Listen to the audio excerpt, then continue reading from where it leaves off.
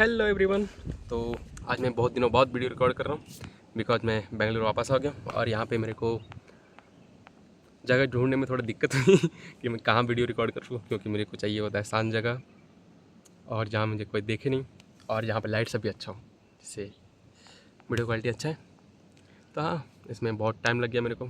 कल भी मैं यहाँ आया था सेम जगह पे, बट उस टाइम यहाँ पे बहुत सारे लोग थे, अप्रॉक्स 200, मोर देन 200। तो हाँ,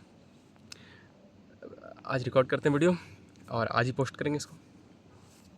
तो आज हम बात करने वाले हैं जो मैंने सीरीज स्टार्ट किया था, जिसमें कि मैं सारे मेजर पार्टी, जितने भी बिहार के मेजर पार्टी हैं उसके जो सीएम कैंडिडेट हो सकते हैं उसके बारे में। तो आज उसी का सेकंड वीडियो है। फर्स्ट वाले वीडियो में मैंने आरजेडी के जो चीफ हैं तेजस्वी यादव उसके बारे में बात किया था। तो उसी तरह आज हम जेडीयू चीफ नीतीश कुमार के बारे में बात करेंगे, जो कि अभी हमारे करंट सीएम भी हैं। तो हाँ, स्टार्ट करते हैं। तो मैं बताता हूँ उसके बारे में थोड़ा। मैं उसे नीतीश अंकल बुलाता हूँ, नहीं पता क्यों, क्योंकि बहुत कोई उसे चाचा चाचा कहते हैं। जब से तेजस्वी यादव का एंट्री हुआ है तब से वो चाचा के नाम से ज़्यादा फेमस है। तेजस्वी उसको चाचा ही बुलाते हैं, दैट्स वाई आई थिंक। तो हाँ, मैं भी उससे नीतीश अंकल बोलता हूँ, मुझे मतलब पता नहीं क्यों, बस यूँ ही। तो हाँ, जैसे कि बात करूँ, वो पिछले 19 और 20 साल से सीएम है।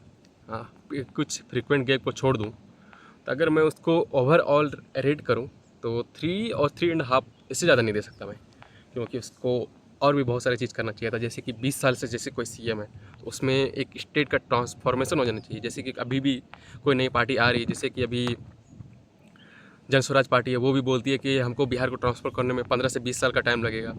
उस हिसाब से बिहार का जैसे डेवलपमेंट हुआ है पिछले 20 साल में, उस हिसाब से तो 3.5 उससे ज़्यादा नहीं दे सकता, क्योंकि अब भी बिहार को एटलीस्ट एवरेज में सब मतलब अप्रॉक्स सब चीज़ में इतने भी चीज़ है, एजुकेशन सिस्टम हो गया, जॉब हो गया, आईटी सेक्टर, मतलब जितना भी हो चीज़ है इस सब में अप्रॉक्स एवरेज तो होना चाहिए था।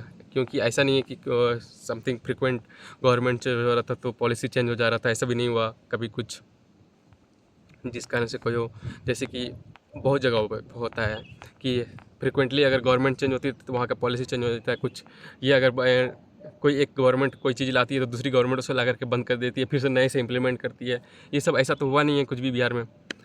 तो इस हिसाब से मेरे को नहीं लग रहा है कि बिहार का डेवलपमेंट जितना होना चाहिए था 20 साल में उतना हुआ है, दैट्स वाई।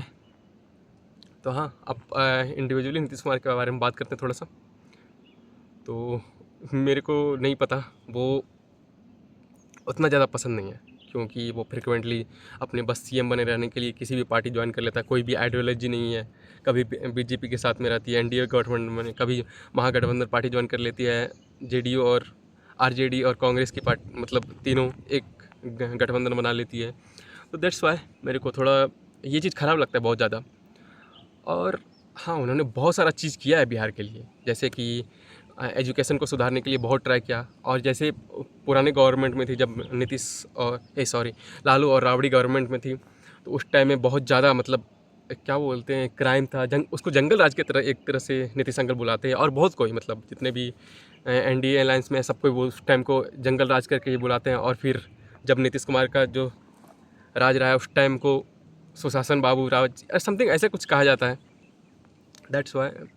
हाँ, बहुत सारा चीज़ चेंज किया है। उस मेरे को भी याद है जब मैं मतलब छोटा था उस टाइम में, मतलब 2012 के अप्रॉक्स के बाद मेरे को याद है कि हाँ, उस टाइम सब कोई बोला करते थे, बूढ़ा सब लोग, कि हाँ पहले ऐसा हुआ करता था, कभी सुबह जगो तो किसी का मतलब ये कोई क्राइम होने का न्यूज़ तुमको मिलता, सुबह सुबह हर हर दूसरे सुबह तुमको नया नया न्यूज़ मिलता कि कहीं ये हो गया, कहीं किसी का एक्सीडेंट हो गया, कभी कुछ, ना ही इंफ्रास्ट्रक्चर बढ़िया था, इलेक्ट्रिसिटी भी अच्छा नहीं था।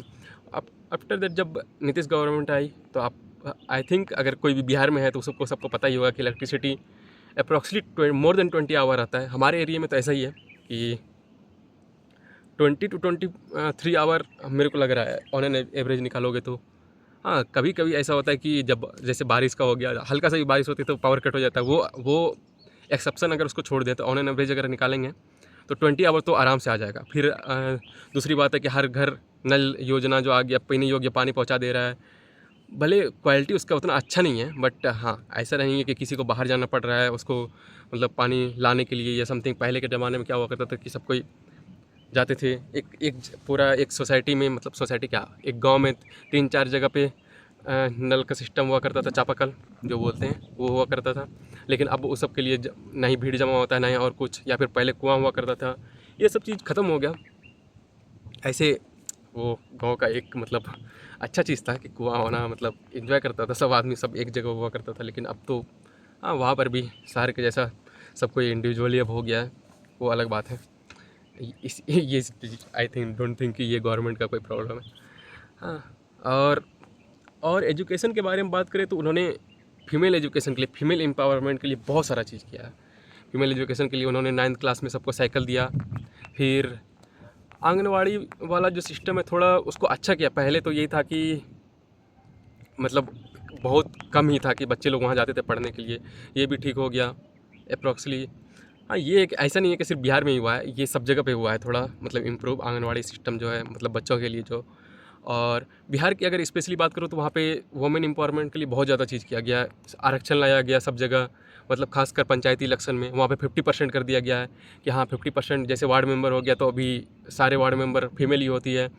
फिर हाँ, बहुत सारा और भी चीज़ है कि कभी इस पंचायत में मतलब सिर्फ फीमेल का ही आता है, जैसे कभी मुखिया के लिए आता है, कभी ऐसा जिला पार्षद के लिए, ऐसा सब चीज़ बहुत सारा इम्प्लीमेंट हुआ जिससे कि हाँ। और फिर जीविका योजना जो है बहुत अच्छा है, जो भी काम करना चाह रही है महिला लोग वो सबको मतलब बहुत कम इंटरेस्ट पे, मतलब आई थिंक कि 0 इंटरेस्ट पे वो लोग को पैसा मिलता है काम करने के लिए कि हाँ कुछ मतलब करके पैसा कमा सको। ये सब चीज़ बहुत अच्छा है। हाँ, खराबी में अगर बात करो तो ऐसे ऐसे जैसे कि शराबबंदी है, उसके बारे में भी फीमेल के लिए तो बहुत अच्छा है। वो लोग को लगता है कि मतलब हाँ क्राइम कम हुआ है थोड़ा सा क्या, हाँ थोड़ा तो कम हुआ है। जैसे कि पहले क्या हुआ करता था कि फीमेल के खिलाफ मतलब वायलेंस होता था बहुत ज़्यादा। मतलब कोई जैसे कि कोई आता था दारू पी करके, उसका हस्बैंड आकर के पीटता था या फिर समथिंग ऐसा। ये सब क्राइम कम तो हुआ है, ऐसा नहीं है कि नहीं हुआ है, बट उसको अगर इकोनॉमी के हिसाब से देखेंगे तो नहीं, वो नहीं है अच्छा। अगर किसी भी अर्थशास्त्री से पूछो या फिर समथिंग, और ऐसा भी नहीं है कि पूरी तरह से बिहार में दारू बंद हो गया है। ये इम्प्लीमेंट करने में थोड़ा प्रॉब्लम क्या है, ये और ज़्यादा नुकसान ही हो गया। अब होम डिलीवरी होने लग गया है, जो जो अच्छे से इम्प्लीमेंट नहीं कर पाए, नहीं पता क्यों। उसका नीतीश कुमार का इंटेंशन नहीं था या फिर सिर्फ वोट बैंक के लिए उन्होंने ऐसा लागू कर दिया, बस डॉक्यूमेंट पे दिख रहा है। अभी जो किसी को भी बिहार में दारू पीना होता है वो ईजिली तरीके से पी सकता है, कोई भी ऐसा नहीं है कि मतलब रेस्ट्रिक्शन है। होली के टाइम जब मैं बिहार गया था उस टाइम में भी देखा सारे जगह पे फ्रीली सब कोई पी रहा था। और ऐसा नहीं है कि हाँ पुलिस को नहीं पता या गवर्नमेंट को नहीं पता है, बट उसको नहीं पता इम्प्लीमेंट करने में और क्या ही डिफरेंस आ रहा है, उसको डिफ़िकल्टी आ रहा है, सॉरी। तो और मेरे को अगर मेरा ओपिनियन पूछो शराबबंदी के हिसाब से, तो नहीं लगता है कि मेरे को बंद करना चाहिए। इसको अच्छे से रेगुलेट करना चाहिए था, या फिर समथिंग कि उसका प्राइस बढ़ा दो, जिस कारण से जो होता है कि आदमी लोग कम पिए। अब क्योंकि बंद करके कहीं पर भी ऐसा नहीं हुआ है कि बंद करने के बाद नहीं मिल रहा है वहाँ पे। जैसे कि ड्राई स्टेट में 2 ही स्टेट आती है मेनली, एक हो गया गुजरात और फिर सेकंड वन है अपना बिहार। तो दोनों जगह पे एक ही हाल है, वहाँ पर भी ड्रग्स और समथिंग ये सब मिल ही जाता है किसी न किसी तरह से। तो आदमी को नशा करना होगा तो किसी न किसी तरह से कर ही लेगा, आप नहीं रोक सकते हो उसको। अगर उसी को अच्छी तरीके से रेगुलेट करती गवर्नमेंट, जैसे शराबबंदी हुआ, उसको करने से अच्छा था कि उसको टैक्स भी आता, मतलब जो भी राजस्व में घाटा हो रहा है इस कारण से, इसको बंद करने से इसके अच्छे तरीके से इम्प्लीमेंट करती कहीं और, तो ये हो जाता। अगर बंद ही करना था तो अच्छे से इम्प्लीमेंट करती। और फिर दूसरा चीज़ क्यों बंद नहीं है, सिगरेट भी तो पी रहा है सब कोई।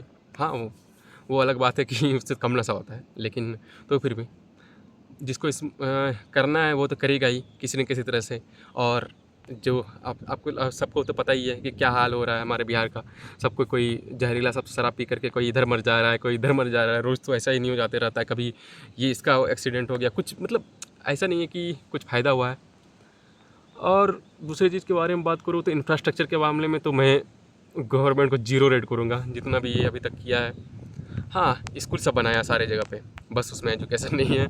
और हर दूसरे दिन तो न्यूज़ आते रहता था पिछले कुछ टाइम से कि हाँ यहाँ पे पुलिया गिर गया, यहाँ पर गलत जगह पे पुल बना दिया गया, मतलब पता नहीं बिहार के बारे में ऐसा ऐसा न्यूज़ होता है कि आदमी लोग सब हंसता है। और ऑलरेडी सब बिहारी को तो हेट करते ही है, इस सब कारण से और भी लगता है सबको कि बिहार का जो लोग है वो सबको नॉलेज नहीं है सब चीज़ का। है नॉलेज, बट कास्ट पॉलिटिक्स के कारण वोट तो करना ही है उसी को जो अपने कास्ट का है, भले वो डेवलपमेंट करे या ना करे, कुछ फ़ायदा दे या ना दे, बस नहीं पता क्यों ही हमारे बिहार के लोग किसी को भी वोट दे देते हैं बस कास्ट के नाम पे। देखो यार कम से कम थोड़ा कि किसको वोट देना चाहिए, कौन डेवलपमेंट कर सकता है, ये मत देखो कि कौन अपने कास्ट का है, या फिर वो तुम्हारे कास्ट का होकर क्या तुम्हारा आकर के तुम्हारे साथ में खाना खाएगा या फिर कुछ भी नहीं। आता है चुनाव के टाइम में बस फिर अपनी जगह पे भूल जाता है कि कौन है, तुम था एग्जिस्ट भी करते हो या फिर ऐसा ही कुछ भी। तो ये सब चीज़ ऐसे आदमी को हम लोग को सेलेक्ट करना चाहिए जो कि डेवलपमेंट पे ध्यान दे, ठीक, और आदमी के बीच में रहे, ना कि यहाँ कि 5 साल तक गायब रहे, बस 5वें साल के मतलब इंटरवल पे आए इलेक्शन के लिए बस वोट लेने के लिए।